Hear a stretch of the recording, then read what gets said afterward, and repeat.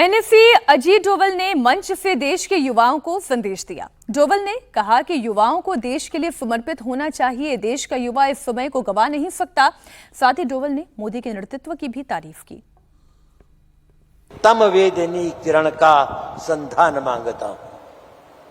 तम अंधेरे को कहते हैं, जो तम को वेद सके, जो अंधेरे से थ्रू मुझे क्या कहते हैं हम लोग उसको, जिसको नाइट विजन जिसे दे सके, तो तम वेदनी किरण का संचार मांगता हूं।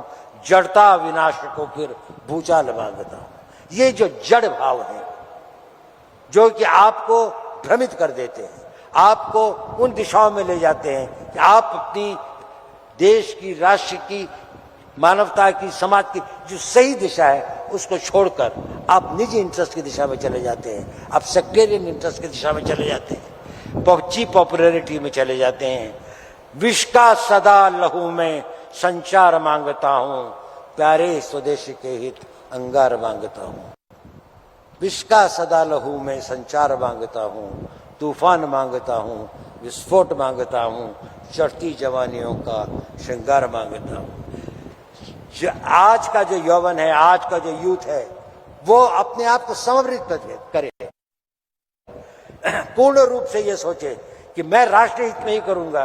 अगर मेरे छोटे मोटे इंटरेस्ट हो भी, चाहे कुछ हो, उनको मैं नजरअंदाज करूंगा, वो बात की बात है। अभी तो देश को बनाना है। ये वो समय है जो हम गंवा नहीं सकते। ये एक विंडो ऑफ अपॉर्चुनिटी इस देश के इतिहास में आई है और मुझे आशा है कि हम लोग इसमें कामयाब सिद्ध होंगे और अपना एक नया इतिहास बनाएंगे।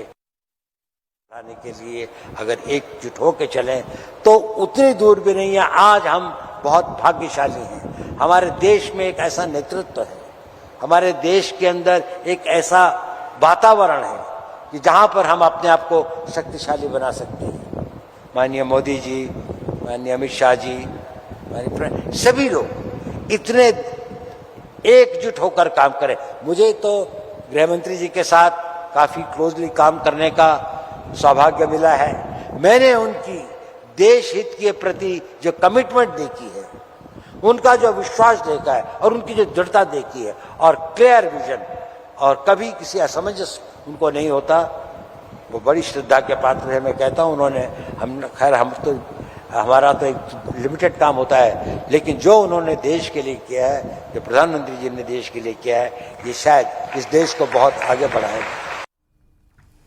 ये जिस विश्वास की बात कर रहे थे, जिस समय की बात कर रहे थे, जिस आक्रोश की बात कर रहे थे, जिस मेहनत की बात कर रहे थे, जो आगे सीखने की ललक की बात कर रहे थे, वो सीधी सीधी वो बात है जो जेनसी को संबोधित करने वाली बात है। हर्षवर्धन जी, यहाँ से चर्चा को आगे बढ़ाते हुए, डोभाल वाकई में जो देश की सुरक्षा के लिए कर रहे हैं वो एक अलग हिस्सा है, और वो हिस्सा जो इस वक्त युवाओं से संवाद का हिस्सा है वो अजीत डोभाल ने किया। देखिए, इसमें तो कहीं कोई संदेह ही नहीं है। जो इस सरकार का बड़ा से बड़ा आलोचक होगा वो भी मानता है कि अजीत डोभाल जैसा जो स्पाई मास्टर है, इस अजीत डोभाल जैसा जिसको कहते हैं ना कि कमाल का कमांडर है, वो जो एनएसए के तौर पर उनकी भूमिका है, चूँकि एक जिसको कहें कि विजय ज़्यादा बताएंगे, लेकिन एक लाइन में पहले जो एनएसए के तौर पर ब्रजेश मिश्रा की भूमिका थी वो थोड़ा पॉलिटिकल दिखते थे। उनके जो एक्शंस होते थे, उनके जो मैन्यूवरिंग होती थी, ये प्योर स्पाई मास्टर है। ये आदमी सिर्फ ऑपरेशंस, ये आदमी सिर्फ सिक्योरिटी, उससे इतर इसको कोई मतलब नहीं। और इसीलिए आप ये भी समझिए ये पॉलिटिकली अलाइंड नहीं है। मतलब इसको आप ये एक बेसिक डिफरेंस समझिए। अजीत डोभाल कोई पॉलिटिकली अलाइंड व्यक्ति नहीं है, वो देश के लिए अलाइंड व्यक्ति है। सरकार कोई भी हो इसी तरह से काम करते हैं। लेकिन चूंकि इस सरकार में नरेंद्र मोदी हैं, अभी गृहमंत्री अमित शाह ने बताया कि पहला अपॉइंटमेंट इनका किया। होम मिनिस्टर जब अमित शाह जैसा आदमी है तो फिर वो बात, और जिसको कहते हैं ना कि एक जो शानदार ट्रायंगल बनता है। और जरा जो लोग बहुत ये खास करके पावर कॉरिडोर में खूब चलता है कि गृह मंत्री अमित शाह और एनएसए अजीत डोभाल के बीच में खूब रस्साकशी चलती है, ये खूब चलता है। लेकिन दोनों एक दूसरे के लिए जिस तरह का भाव रखते हैं उसको जरा समझना चाहिए, और इसीलिए जब ऐसे बड़े मसले होते हैं तो छोड़ देना चाहिए। ये एक पहलू। दूसरा जो यूथ वाला है, अजीत डोभाल के मैंने मेरे ख्याल से कुछ आधा दर्जन स्पीचेज सुनी है, क्योंकि बहुत कम स्पीचेज होती हैं, लेकिन जो स्पीचेज होती हैं वो कमाल होती हैं। एक तो जो वो जब यूथ से बात कर रहे होते हैं तो वो ये बता रहे होते हैं कि देश के लिए आपकी भूमिका क्या है, और एक शब्द उन्होंने कहा कि अगर छोटा मोटा कुछ आपका हित आए तो देश हित के लिए उसको दरकिनार कर दो।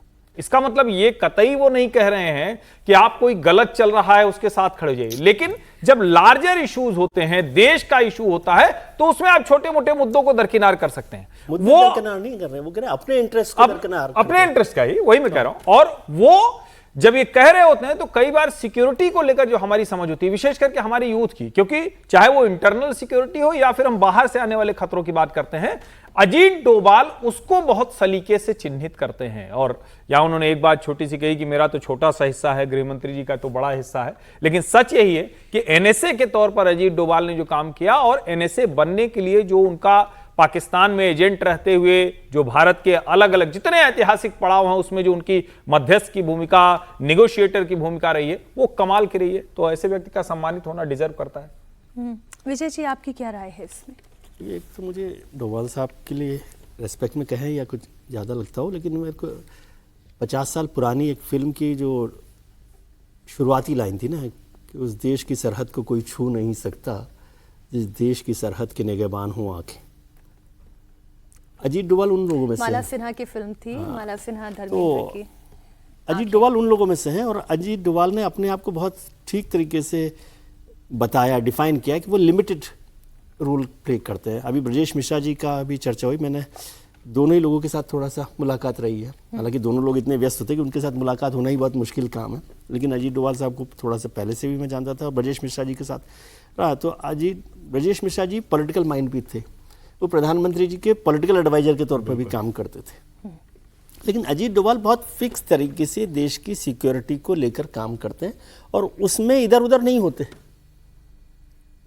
और दूसरी बात, आप यदि देखें इस सरकार के 12 साल पूरे हो गए, प्रधानमंत्री नरेंद्र मोदी और एनएसए अजीत डोभाल, दो ही लोग नहीं बदले, बाकी सब लोगों की भूमिकाएं, जिम्मेदारियां कुछ कुछ बदलती ही रही हैं। कोई मंत्री बन गया, कोई होम मिनिस्टर बन गया, कोई रक्षा मंत्री बन गया, कोई वित्त मंत्री बन, सब लोग बदलते रहे, दो लोग पहले दिन से कांस्टेंट है। गडकरी जी भी है, उनका भी विभाग नहीं बदला। अच्छा, गडकरी जी को कुछ कुछ परिवहन मंत्री तो परिवहन में रहा, लेकिन कुछ ऐड होता रहा, कुछ ऐड होता रहा, कुछ करते रहे, उनको पार्लियामेंट्री बोर्ड से हटा दिया गया, बहुत सारी बातें होती है। लेकिन मैं कह रहा हूँ ये दोनों लोग ऐसे जिनको नहीं बदला गया, ये सरकार का, प्रधानमंत्री का उन पर विश्वास है। बहुत सारी चीजें हुई, लेकिन दो महत्वपूर्ण काम जो हुए एनएसए के तौर पर, वो है सर्जिकल स्ट्राइक, जिसे आप कह रहे हैं, दोनों बार जब पाकिस्तान में घुसकर पुलवामा की बात है, तो दोनों बार, हाँ पठानकोट, तो वो दोनों मसलों पर वो रहे। और एक बहुत बेहतर बात है कि होम एनएसए और होम मिनिस्टर हमेशा कन्फ्लिक्ट रहता है, इंटरेस्ट ऑफ कन्फ्लिक्ट है। इसलिए कई बार ये बात वाजपेयी सरकार में भी हुआ ऐसा कि ब्रजेश मिश्रा जी और अडवाणी जी के बीच में कन्फ्लिक्ट चलता रहा, हालांकि वो पॉलिटिकल एडवाइजर के तौर पर ज़्यादा हुआ, लेकिन यहाँ दोनों ही लोग का मिशन एक है। मैं समझता हूँ कि अमित शाह जी भी एक लिमिटेड तरीके से काम करते हैं, भले ही वो लिमिटेड मतलब बहुत फोकस तरीके से काम करते हैं। जब वो सिक्योरिटी पर काम कर रहे हो तो वो सिक्योरिटी पर काम करते हैं, संगठन पर काम कर रहे हो तो संगठन पर काम करते हैं। और ये दोनों की जोड़ी भी जो है ना, अपने आप में एक इम्पॉर्टेंट जोड़ी है, और ये तो अच्छा है। मतलब जो अभी दो मंच अमित शाह जी और एनएसए प्रधानमंत्री के साथ तो हो गई, क्योंकि प्रधानमंत्री उनको अपॉइंट कर रहे हैं, प्रधानमंत्री ने उन पर विश्वास जताया है, और 80 साल की उम्र है, 81 साल की उम्र है, हार्ड टास्क मास्टर हैं, और एनएसए भी जो है वो एकदम फोकस्ड है। 100%। आप डोभाल साहब से मिलेंगे तो समझ में आएगा कि कैसे फोकस हुआ जाता है। यदि बच्चों को इन भाषण से की बजाय डोभाल साहब के फोकस बिहेवियर को देखे ना, तो हम समझ में आएगा कि कैसे काम होता है। मैंने तो आप सोचिए 80-81 साल की उम्र में देश का एनएसए रहना कोई, और हिंदुस्तान जैसे देश का एनएसए होना कोई आसान काम नहीं है।